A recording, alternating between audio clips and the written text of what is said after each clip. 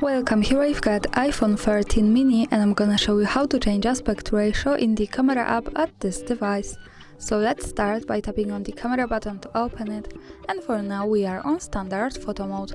Let's move here to this settings bar and tap to the center button so we can get access to more options about the camera we can manage, and now we have to tap to the center button on this settings bar also.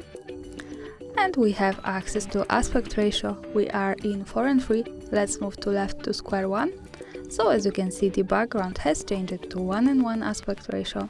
Another tap here and we can also move to 16:9, the longer one. So again, background has changed. And of course, when we pick this button once again, you can go to whatever you need. Now let me move back to 4:3, the original one.